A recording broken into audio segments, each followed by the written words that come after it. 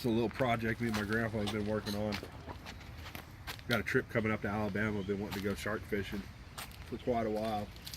Got the track chair last year. We built an RC kayak to be able to run shark baits out 600-700 yards off the beach to go after the big boys. Got it all completely remote controlled. Got a 12-volt trolling motor on there with a remote controlled rudder on the back end of it.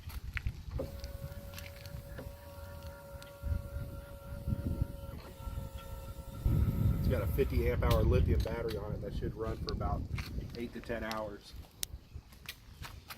Then on the back end of it, we've got a tray that we're going to add on here to be able to hold our baits.